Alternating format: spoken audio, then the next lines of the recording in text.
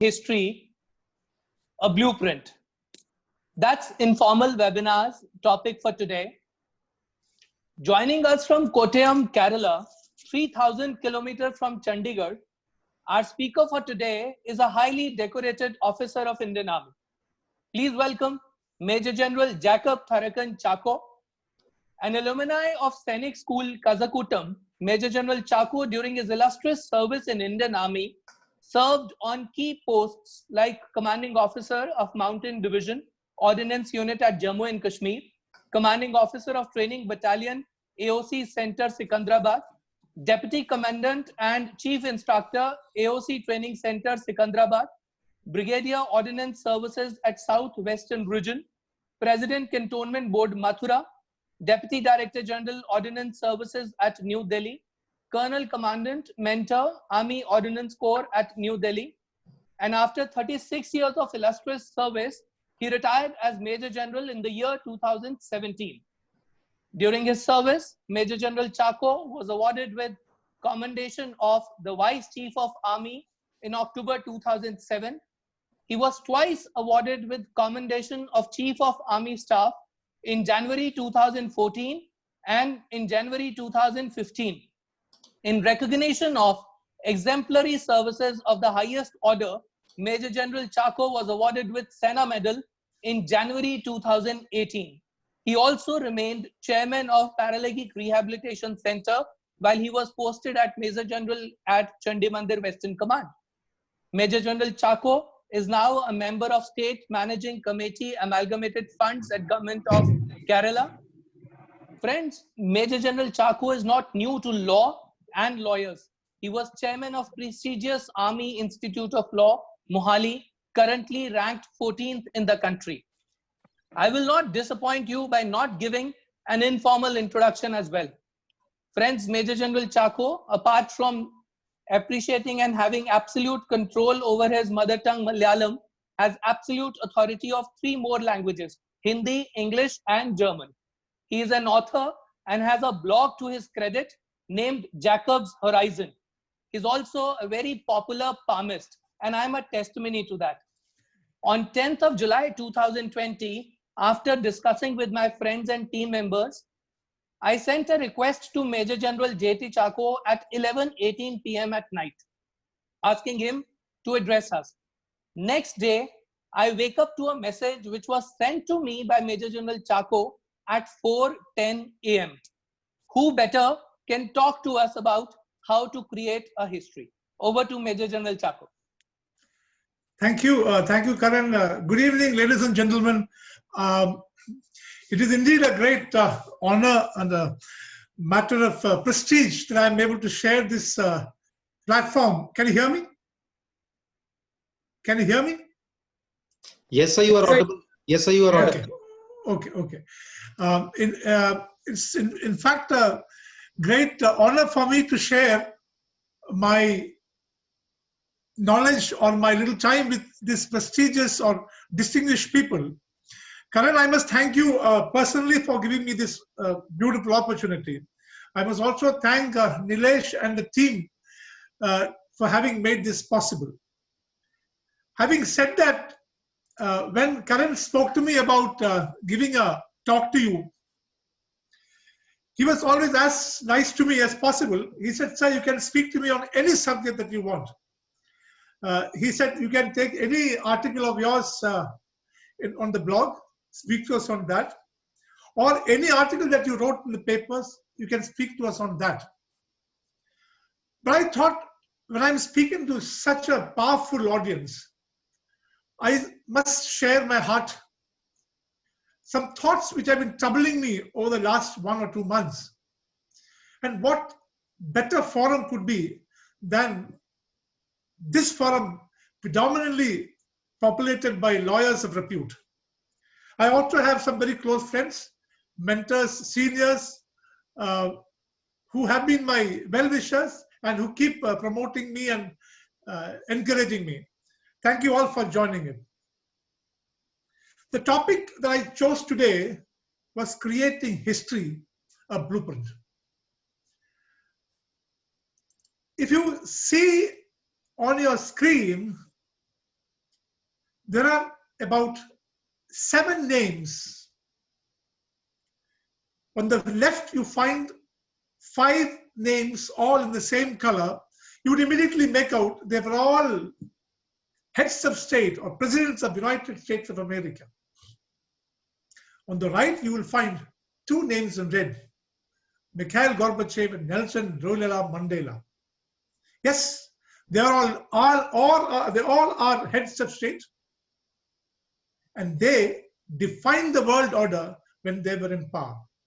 Now, your immediate question would be, why no Indian names? Hold your horses.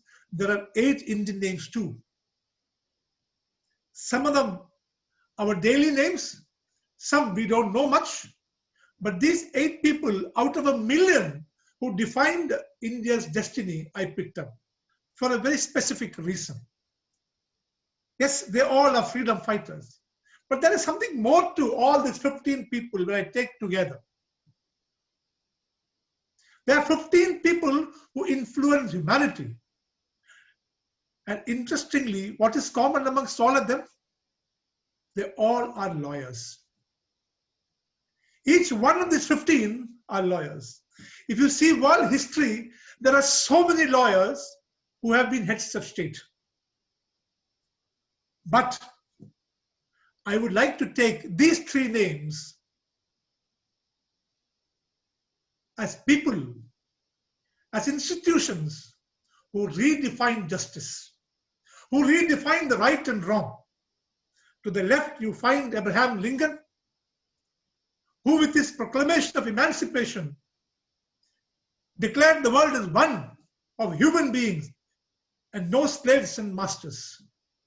He, as the commander-in-chief, led the northern states against the Confederate states to enforce his will and make sure that humanity does not ever again talk of slavery. On to the right is Nelson Mandela, the apartheid slayer, the first black president of South Africa. He is not only the hope of blacks and oppressed, he is a personification of hope of good.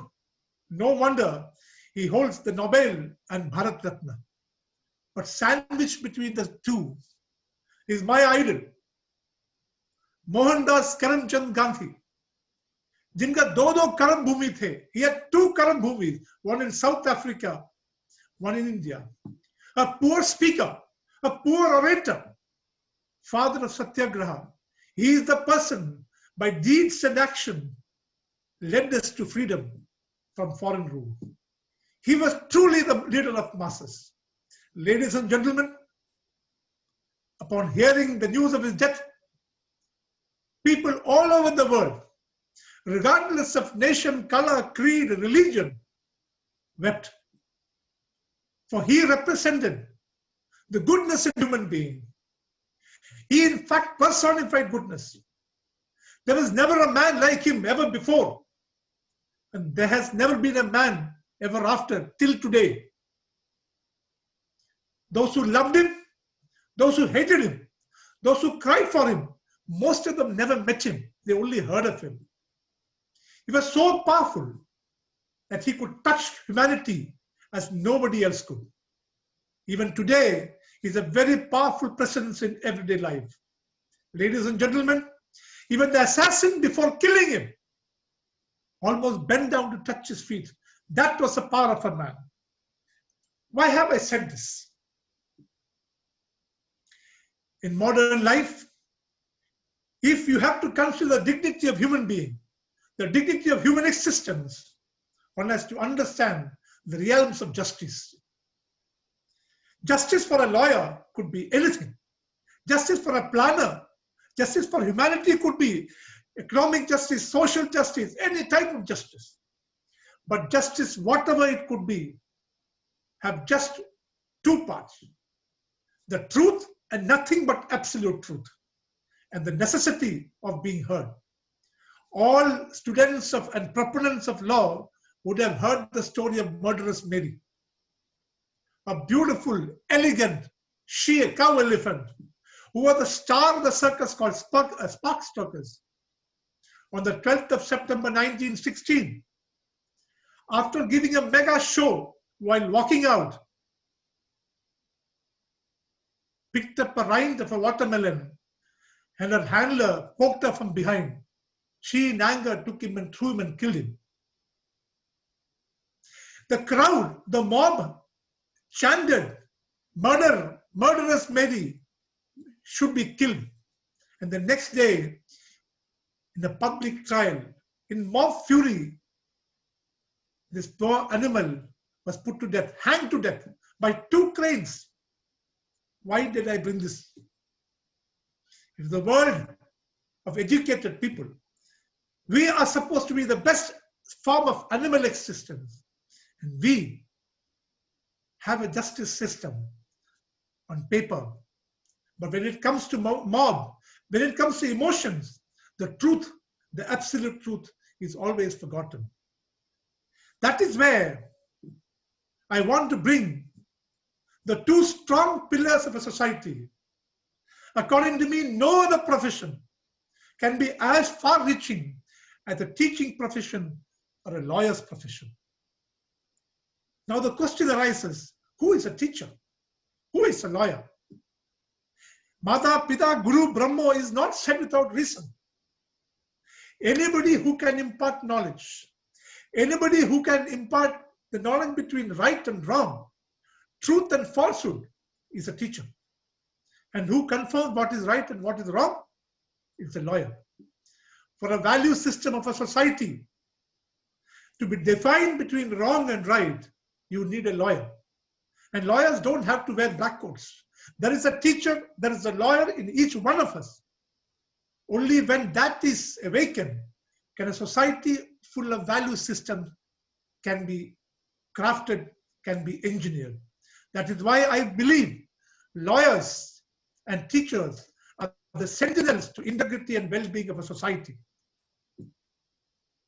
Talking about lawyers, I consider the lawyers community, good lawyers, to embody 2 words called gap and web. Because you are the guardians of justice. No judge is a guardian of justice.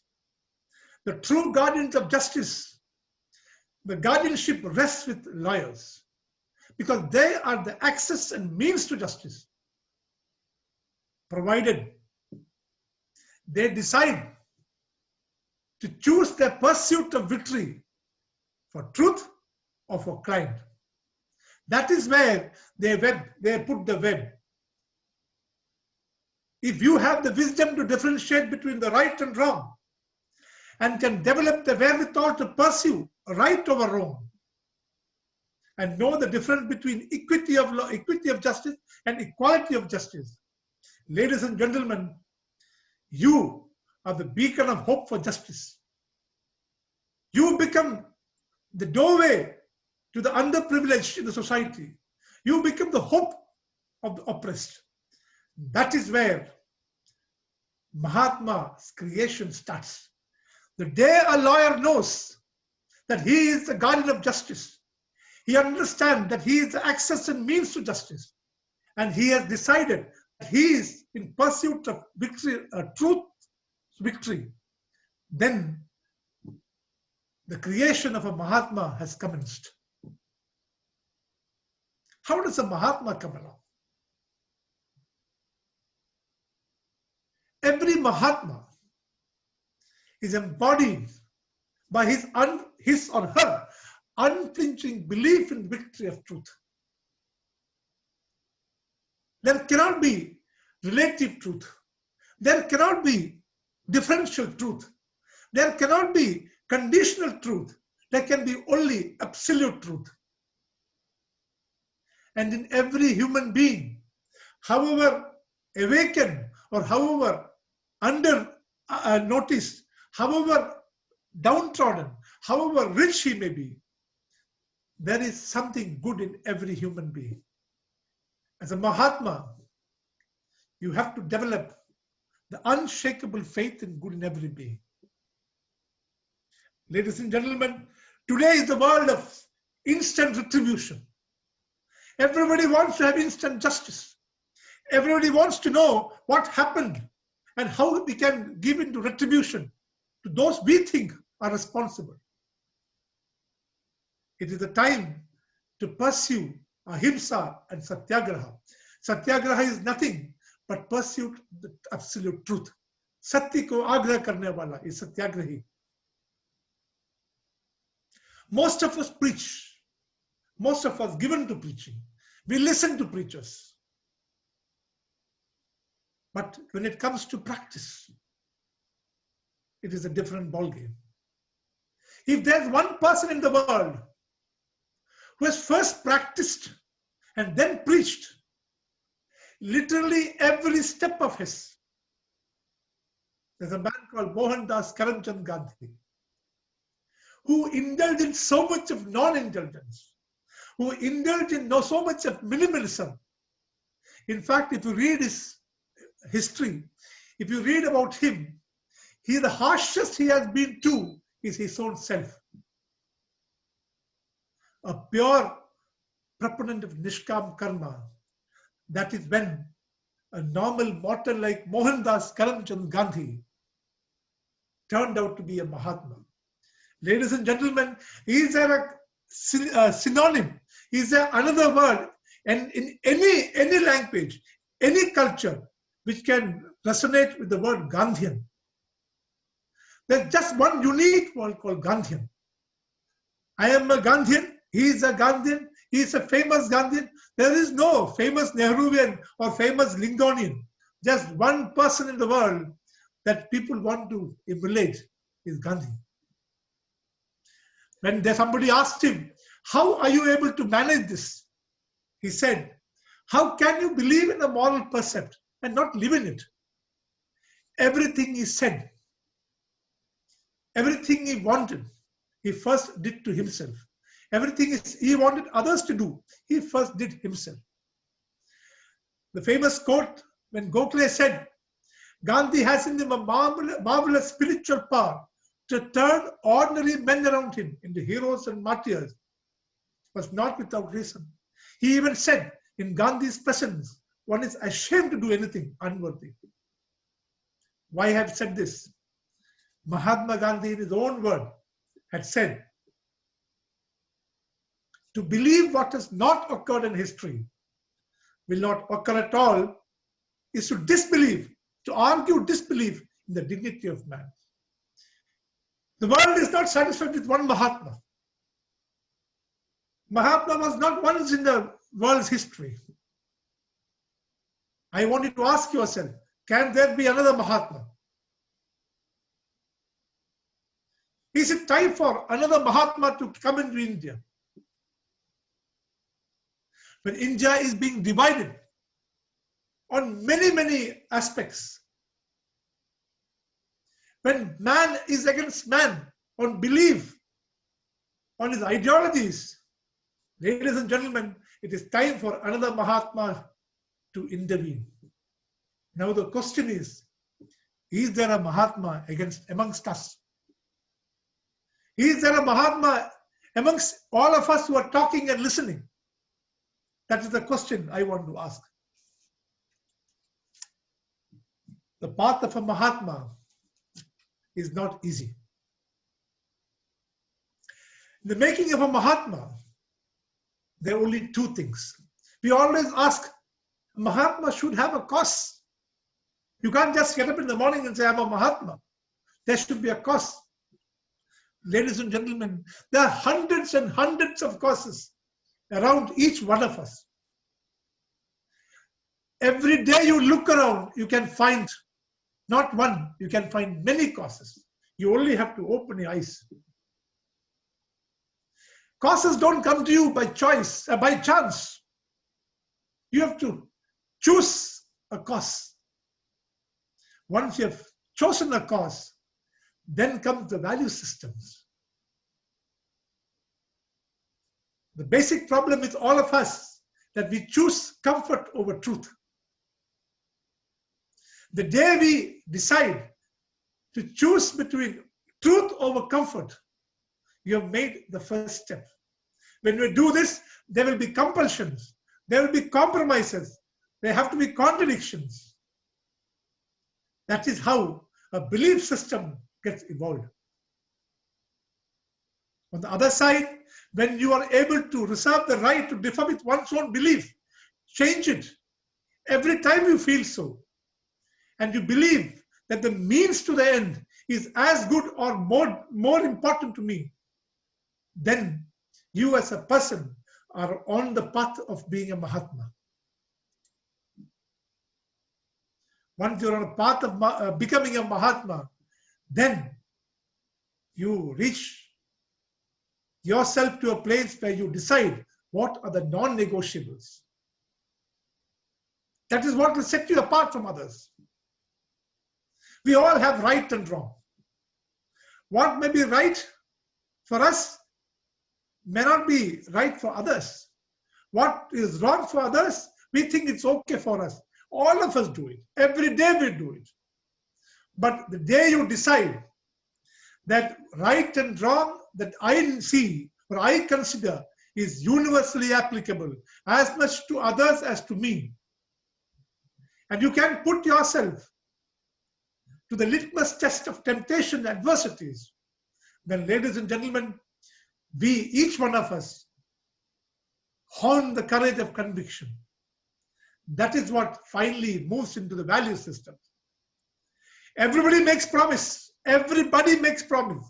Big, big promises. We promise ourselves, we promise our family members, we promise our friends, even promise the nation.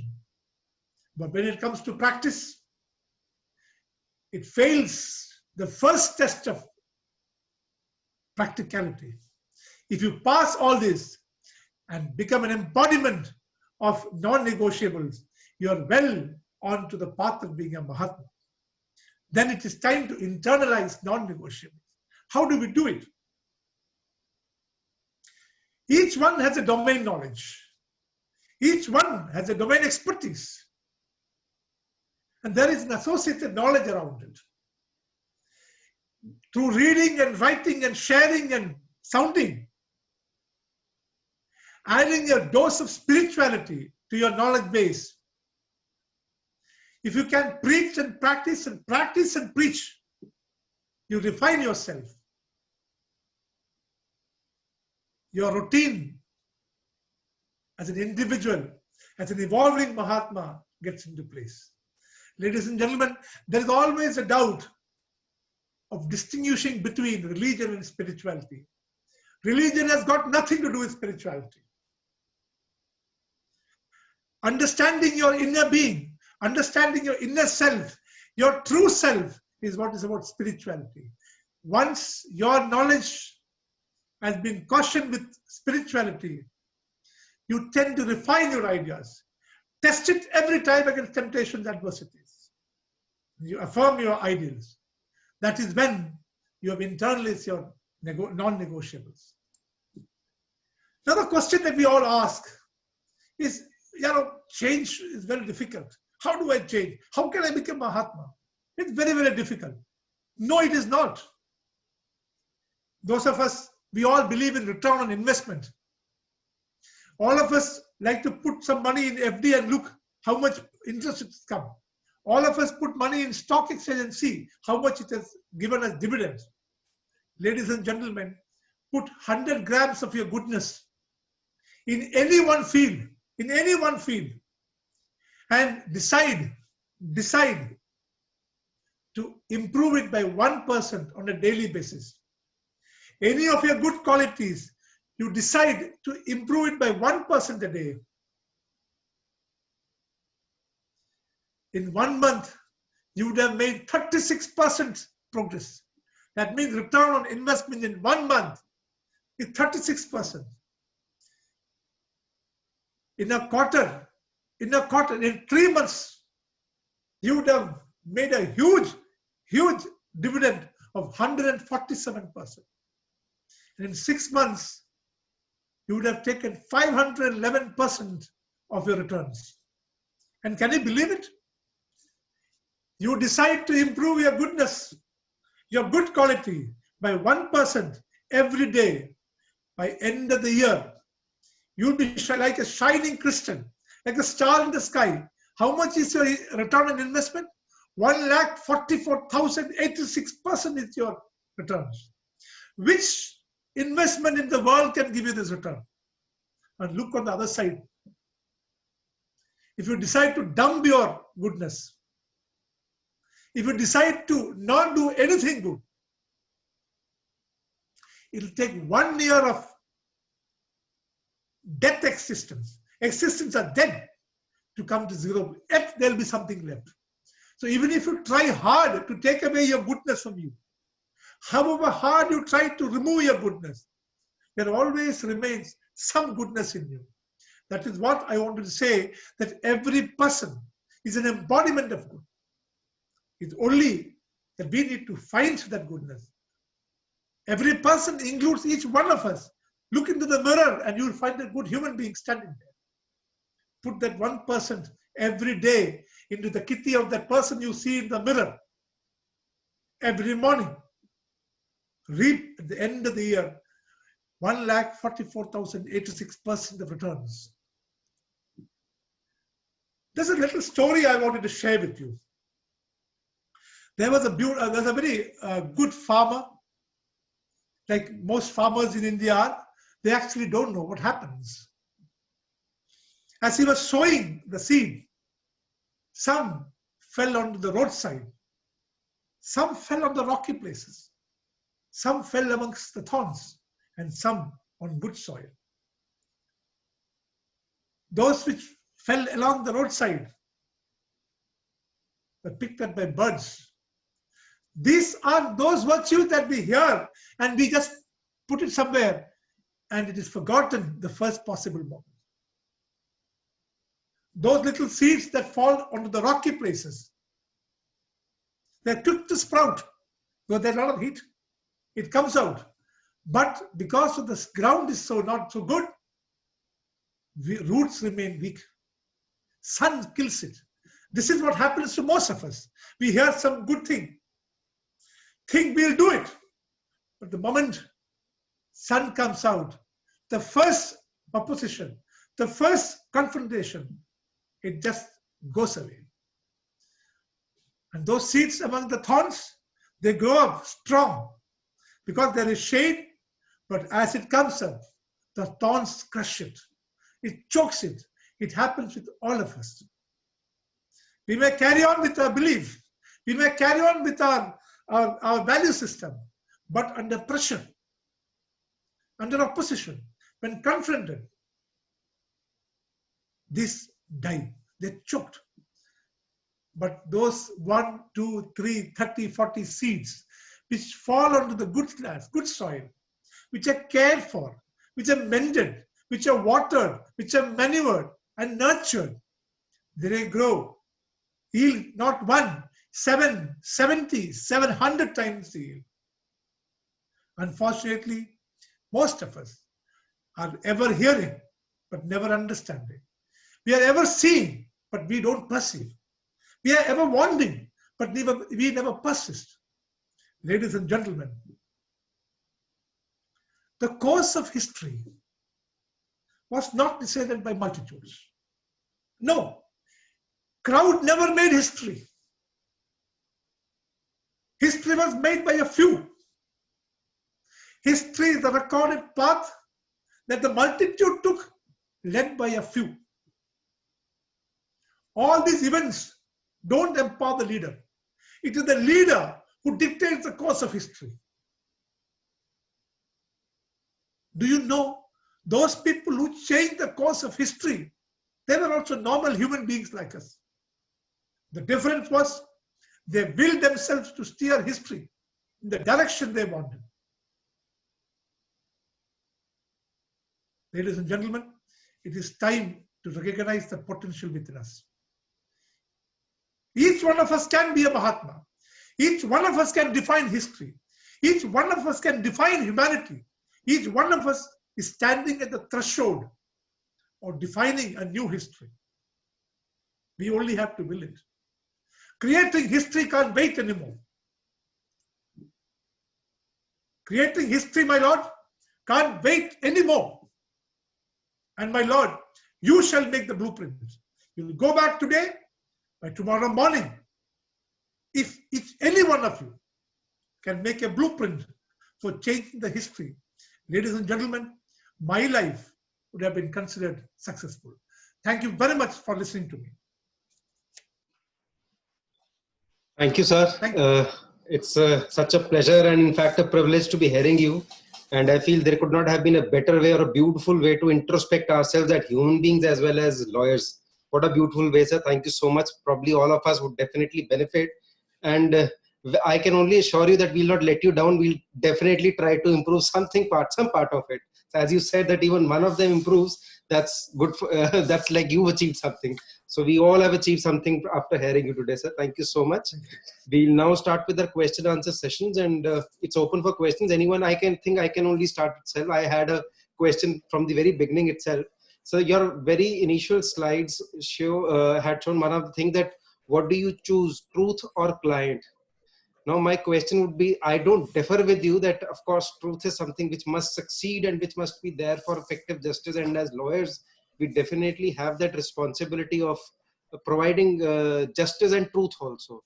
But then the issue comes that whenever you hear anyone, or maybe in our legal system itself, he says that no one should be condemned unheard. Even Kassab was given a hearing before he finally met his fate.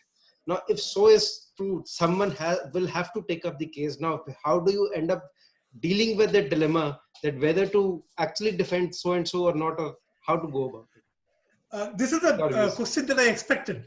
Since I was talking to lawyers, this is the question I expected. So I did try to prepare. I spoke to at least 2 lawyers on this.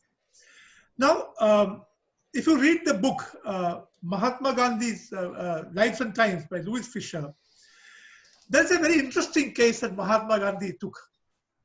Now, let me first tell you, I did not like Mahatma Gandhi at all. I did not like Mohandas Karamchand Gandhi at all to start with. While I was in college, I had the communist belief.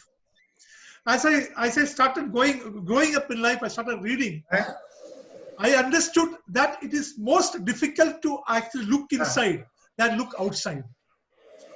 Now, Mahatma Gandhi, he took up a case, and when he was reading the case, he realized that his client was wrong.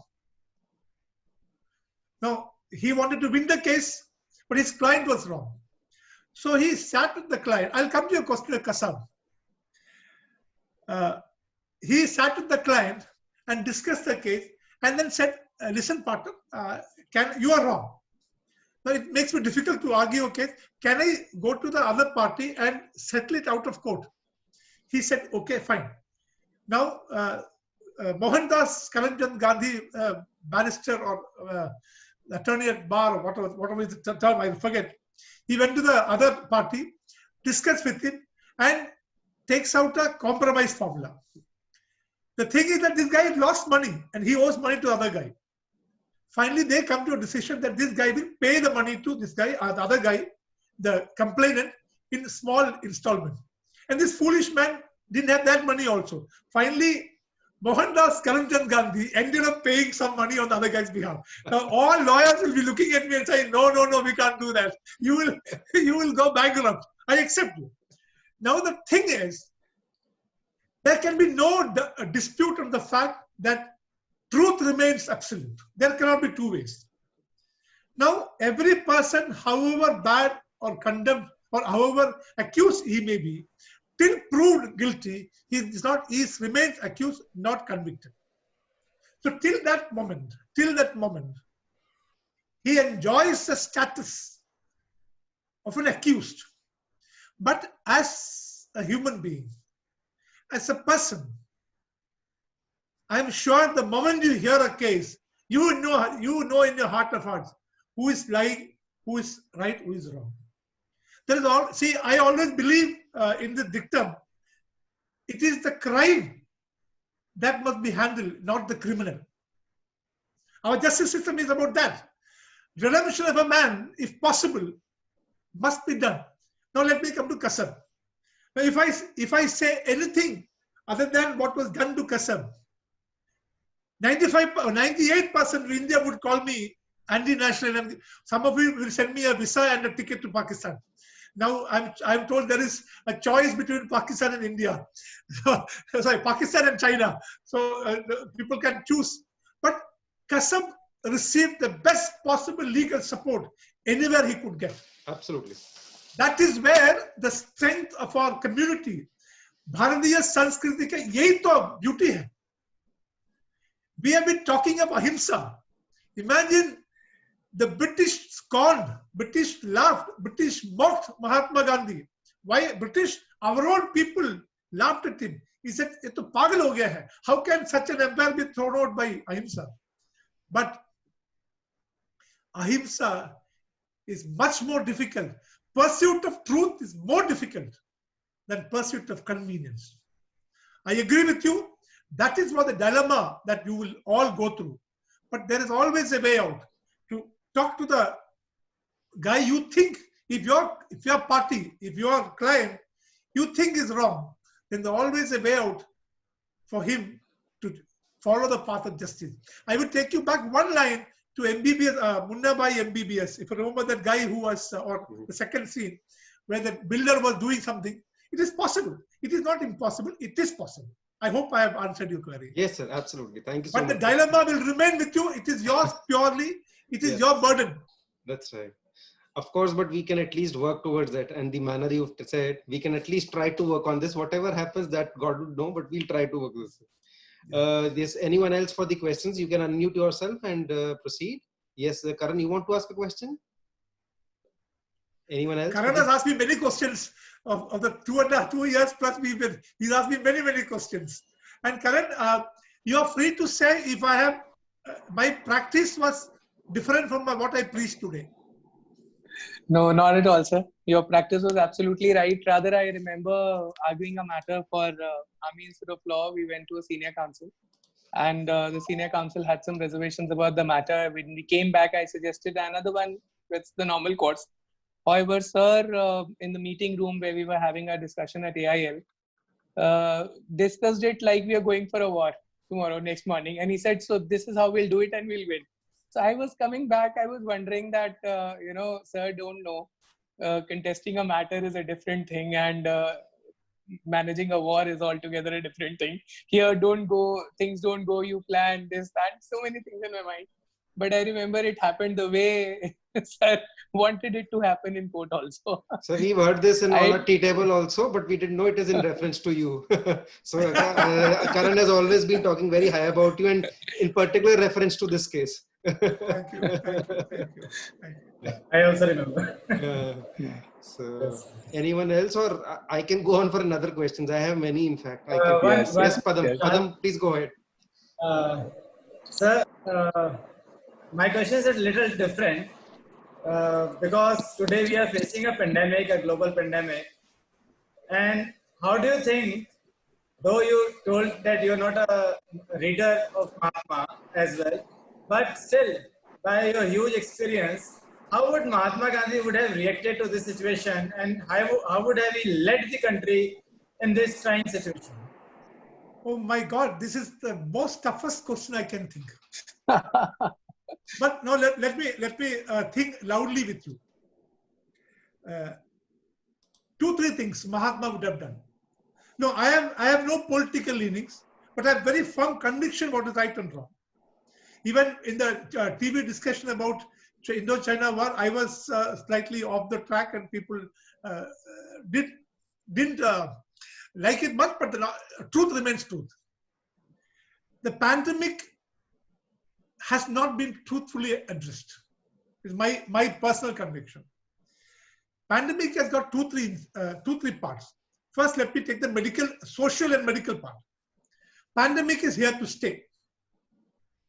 Ab kuch bhi bolo, pandemic is here to stay for 6 months, 1 year, 2 years. Many people will die, without doubt. I say that pandemic is only accelerating or telescoping them. Those people who should have died 6 months later would die in next 1 week or 2 weeks or 3 weeks. But to tell people, this is what it is. Please do this. Let me tell you, message from the heart. दिल से जो जाता है message दिल पे ही जाता है. होठों से जाता है मैसेज, कान तक की जाता है. The message that goes from the lips reach only up to the ear. The message that goes from the heart would go right up to the heart. Now, what would Mahatma Gandhi would have done? I'm not talking of Mohandas Karamchand Gandhi. I'm talking of Mahatma Gandhi. He would have walked into the slums in Dharavi. He would have stayed in the slums of Dharavi. He would have put a mask on himself in Dharavi. He would have cleansed the hospitals in Dharavi. And imagine, hundreds and hundreds of people would have walked out to clean hospitals. Hundreds and hundreds of people would have gone out to clean the places. And every hospital would have had adequate number of oximeters and ventilators.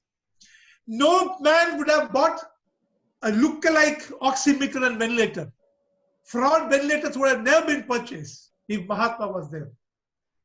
That is why I said, ladies and gentlemen, we need a Mahatma much more than we needed him in 1947.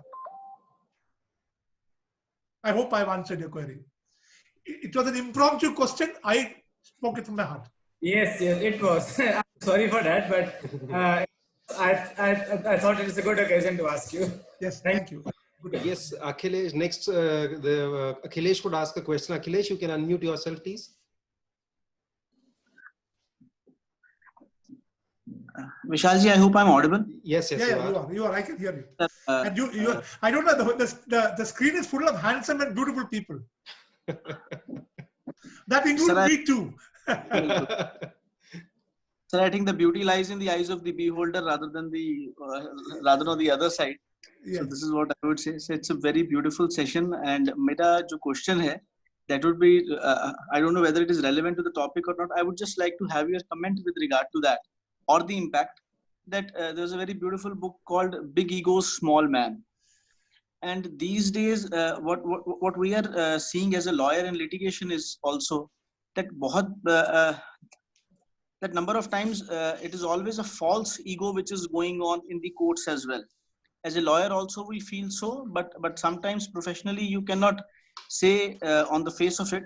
But there are a few matters in which we are understanding that in the states of Punjab or Haryana, or I would call Chandigarh as well, there is a type of ego which is going on, and the incidents which are cropping up these days with regard to the youth as well, in which sometimes you are driving your car and even if you cross their car for a certain moment, they stare you like you have done some crime. Or if they are left behind on a signal, they again come with rage and they again leave your car behind. So in such kind of incidents and in such kind of atmosphere which is being created in the society these days, we all are part of it. So what kind of opinion or what is the impact of the kind of ideology which you have guided us on? I would just like to have a comment. Akhilesh, firstly, it is not. No, Akhilesh, it's a very interesting question and it is very relevant. Now, I must make a confession here. My wife is also online. I can see her. She's not on video, but I'm sure she's listening. I've been a proponent of this foolishness. There was a time when I did never let anybody overtake me. But I realized there is a person sitting there called Parveen Bij Shah. He is to whom I owe a lot. I saw him, suddenly he's gone off the screen. There was a place when I was driving myself mad. I would take him to fight with anybody and everybody. I still remember Captain Parveen, yeah, he's on screen. He would hold me and say, Banda Banja. So whenever I speak somewhere, I give credit to that man. He's staying in Panchkula. He's online. Now, Banda Banja for him was just a cliche. But then as I grew up, I realized I am more animal-like. I am not human being. The problem with all of us, sir, Karan would know this, I say sir to everybody. Because I believe that every human being has something better than me in that person, he or she. I find almost everybody beautiful, unless when somebody is angry. Almost everybody, anybody who is not angry, I find it beautiful. I realized that ego and the short-temper anger is all because of my problem. The person who's angry is the most incompetent. He is defenseless. Only defense he has at that time is anger. He's putting a facade in front. So all the children, youth who are doing what they are doing, they are all left without moorings. उनका जो moorings निकल गया है, they are all in Shuddha Punjabi Guachiga. You know, most of them are lost cows. Aimless. Most of them are lost cows. They need to be taken together. They have to be held close. Please ask yourself, how many of us are holding our children together? How many of us hold our children to our chest and say, "Beta, I love you"? Sir, can we blame upbringing for that? I'm sorry to interrupt. Can we blame the upbringing in the, let us call in the state of Punjab? No, my state of Punjab, across the world, even in Kerala, anywhere. See, Right. I have a house. I have 2 girls. At times, I feel they are misfit in society because they have been brought up by us. But I always tell them, believe in goodness, everything. They're doing well. But they always say that we will only do this, we will not do that. It is very painful. But the point is, if you decide, now let's say I'm going, my wife never lets me get into arguments with anybody. If I'm driving, somebody overtakes me, I said, "Yeah, what is this guy doing?" She says, "Just shut up and drive your car." So I do that. But it's very important. Somebody should be there to moor you. The world cannot be conquered by anger. Anger is self-consuming. The world can be conquered only through love and affection. That is my belief. I also get angry, but I find many mean people. I just leave them to their fate. Thank you. I hope I have no answer to give you, but I hope I have answered. Vishalji, Great. I have a question. Just a second. Mr. Vijay, you like to add on something since you're there, sir? Yeah. Hello. Good evening, Jan Chaku. I meant to tell you only to Banda Panja was only because that time you were an angry young man. I just wanted you to keep calm, nothing else. No, but no, you are always more human than anybody else. But you are angry young human. Thank you, sir. You've been my big brother, and I owe a lot to you. You know that. Thank you, brother. Love you and bless you, Lord. Thank you. Very well done. Thank Really you, impressed. Thank you, sir. Thank you. Yes, Karan, you can go on with the question now. I would start by observing that we agree to you, sir, that wives don't let husbands argue. I'm one with that. No, but that is good. They bring in humanity to you. Humanity to you. Yes, sir. Especially, sir, when your wife and your spouse is also in the same Zoom meeting, then at least this stance is very important to maintain. Sir, No, I mean it. Sir, I mean it. Certainly, sir, that was on a lighter side. So my question is, in the introduction part also, I said that when we sent you a message after discussing with my senior members, Vishalji, Padamji and Nileshji, that, we are having this and I should ask. And the reply came at 4:10 a.m., sir. Especially in these pandemic times when your routines are all haywire, you are not up to the mark. There is so much of anxiety, so much of thoughts coming to you. How do you manage to stick to your routine? I mean, certainly army service has an impact on that. But now, after so many years, what keeps you going? That's very important, especially in these difficult times. If you can share it with our viewers. See, actually, when a time is difficult or not is our perception. Every day is a difficult day, but every day is a beautiful day. I also have my own apprehensions. I've got 2 children. Both are in Bangalore, in the thick of a pandemic. They have their husband, they have their parents, they have their children. I'm also worried. But one thing, let me go back to spirituality. My existence, my coming into the world was not at my choice. My going away from the world is not at my choice. That is a given. So what is in my choice? My choice is to make sure the shelf life is used the best. Now, we also discuss, every day, the question that my wife would ask is, kya hoga? Kahan jaake khatam hoga? So I said, yeah, this is not the first time pandemic has happened. This is not the first time epidemic has happened. This is not the first time wars are broken out, riots are broken out. Only thing which is certain in life is uncertainty. So why should that worry us? How many of us know whether we will wake up tomorrow morning? We don't know. So then what is so special about pandemic? It's only a new thing. This we know. All other things we don't know. So now that because we know something is wrong, we are worried. I said, just forget it. Enjoy life. If you get up tomorrow morning, so be it. But make your good day good today. So every day is to make myself better. I get up early in the morning because that's the best time to read and write. Nowadays, I read in the morning, write later. And every day I go to sleep by about 9:30. And with age, you need lesser sleep.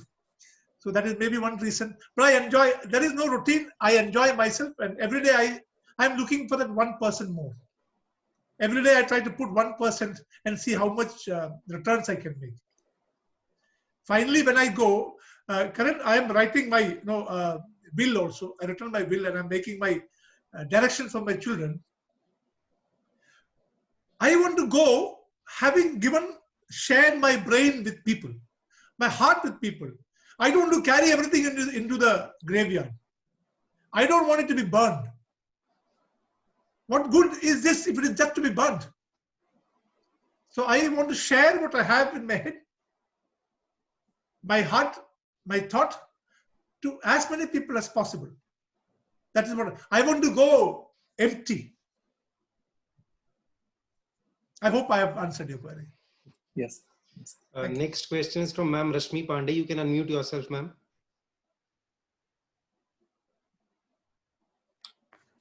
Good evening, sir. This Hi. is Rashmi Pandey from Army Institute of Law. Sir, I have been your ex-student, and I'm really grateful. You have this amazing energy, which radiates so beautifully. So I can never miss a chance to somewhere hear you. So my question to you is this, that in our everyday life, we come across people who would say, yaar, practical hona padta hai. This is a regular jargon for a person like me who's trying to make space in this industry, right? So people come up and tell me that they would have information, they would have great things, but they would just turn out and say, itna idealistic ban ke kuch nahi hota. This is a running argument I hear throughout.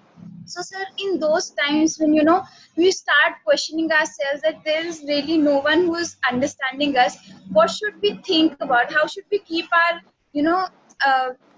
josh up and be that person only? How to believe ourselves in difficult times? So is there any advice from your side? Rashmi, firstly, thank you for being on show, because you actually give me a lot of solace, because I actually believe that you must behave well so that you don't know when you want to meet the other people next time. I hope I'm very happy to hear that you wanted to hear me. You were there in that auditorium that day on the 26th of January? Yes, you were there. Yes, sir. I have not changed. I have not changed. I am not a person only of virtue. I have my own flaws. In army, they always say, start working smart. It is not hard work that pays, it is smart work that pays. I never believed in it. I never worked smart. I always worked hard. In fact, my wife keeps telling me, you work so much and you get so little. I said, no, I get more than what I deserve. But this is how I am. You made a very interesting statement. How do I make my space? Rashmi, we all have a space. You don't have to be smart. You don't have to be practical. You can be idealistic. You will make your mark. Thought time lagta hai. The people will turn around. There are people who know me from services. On the screen I can see. I fought my case and became a Major General. But I did not fight my case for the next time, because I believed, no, I don't need to. I had to prove a point, I proved a point. What I'm saying is, being idealistic, if you're looking for money, Rashmi, you can find many ways to make money. If you're looking for fame, you can make easy ways to be famous. But if you're looking to be a torch, if you're looking to be a light, source of light, there's only one way. You have to burn. You have to burn. You have to show light. वो burning इतना आराम से बाहर से नहीं आता, अंदर से आना पड़ता है, तब जाके दीप शिखा बनता है. And आपका नाम ही रश्मि है. May you radiate Rashmi of goodness to everybody. May you become the example for everybody that goodness can actually succeed. Thank you for the question. What a beautiful Thank thought. you so much. What a beautiful thought. Anyone else for the question? I have a question here. Yes, ma'am. Please go on. Good evening, Janan Chako. Hi, Usha ji. Hi. Can you hear me? I can hear you loud and clear. Yeah. पहली चीज तो जो वो 1% आप कह रहे थे, we should put that effort. वो 1% मैं बहुत दिनों से डाल रही हूँ, but I'm not losing weight. But you're gaining your confidence. Yeah. Yes, that is there. Second, there is no doubt you are one of the most handsome person on the screen right now. You always make me blush. You always make me blush. Now the third question, like we all know that history has always been distorted, right? Hello? Yes, I'm hearing. I'm hearing. I'm waiting for your question. Yeah. I may not agree with you, but I'll wait for your question. Yeah. No, because I have been a history teacher for so many years. I did my graduation and post-graduation in history. That is why I'm saying this. I just want to know that we got our independence only because of not following Hinsa. The question is finished? Yeah. Okay. Ushadi, let me tell you 2-3 things. Firstly, history is his story. History is a story written by the victor, not by the vanquished. So you don't find German heroes in war movies. You only find American heroes in war movies. You don't find Japanese heroes in war movies. You only find, British heroes in war movies, because the victor always writes history. That is why every community, every society is bent upon rewriting history when they come to power. It's across the world. Trump says it, we say it, everybody says it. So we tend to rewrite history. But truth and history are different. Let us not mix up both. Truth remains truth, it will come out sometime. History is history, it's a story after all. Now coming to your question, did we win because of ahimsa only? Yes and no. Let me qualify my statement. No first. There are million people who fought ahimsa, who fought with ahimsa. There are million people who joined Gandhi even though they didn't believe in ahimsa. There were few, like Bhagat Singh and all, who believed in tit for tat. Everything has its own place. I said, if I recall my statement, that even British people laughed at Mahatma Gandhi. He said, if this is the way, let us fight like till eternity, nothing will happen. Nelson Mandela is an example. Mahatma Gandhi was not the last one. Nelson Mandela is another example. How many years? I think 14 years in solitude, in solitary confinement. My God, he stood it. What I'm saying is, ahimsa and satyagraha had a huge impact on our freedom struggle. Do you know 90% of people in Congress did not agree with Gandhi on many things. And in fact, there would be a couple of instances when 100% people disagreed with him. For example, the first civil disobedience movement in a village near outskirts of Maharashtra, Mumbai, he cancelled it. British laughed. And everybody scorned at him. But he said, no, if there is one incident of violence, I am not for it. But see that man, the world was at his feet. I am saying is, ahimsa is as powerful or even more powerful than himsa. I did not ever say that Bhagat Singh did not have a role. I did not ever say Subhash Chandra Bose did not have a role. They all were catalysts. But the most, see, anybody can hit anybody. the stronger will hit the weaker. But to be weak and meek and still win, only ahimsa can get you. To be weak and meek and still be strong to win, only ahimsa and satyagraha can get you. I hope I have at least partly answered your query. Yes. Thank you. Thank Shri. you. And please don't make me blush. No, I just said the truth.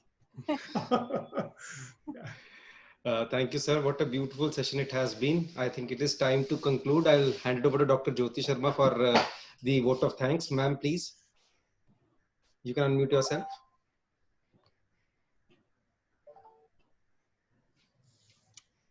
A very good evening, everyone. First and foremost, I would like to thank our keynote speaker, Major General Jacob Thargat Chaku, who, despite his busy schedule, has managed to grace the webinar. I also express thanks to Team Informal Webinars for their valuable contribution and support. We have an extremely useful day. We are indebted to Major General Chaku for such an inspirational and motivational session. It was such a necessary topic at this time, as all of us are losing our inner strength during pandemic and have confined our thinking to ourselves, our future, our well-being and our family. Sir ने एक बात कही थी कि दिल का दिया हुआ मैसेज दिल तक पहुंच जाता है. तो सर ने जो मैसेज इस वेबिनार के थ्रू हमें देने की कोशिश की है, आई बिलीव वो मैसेज हम सबके दिल तक पहुंच गया है. Once again, I express my profound gratitude to Major General Chaku for awakening session. Finally, I leave you with this inspiring quote by Martin Luther King. An individual has not started living until he raises above the confines of his individualistic concerns to the broader concerns of all the humanity. On this note, we are signing off. Thank you so much for joining. Thank you very much. Thank you very much. Thank you. Time to conclude the session. Thank you very much, sir. Thank you. God bless you.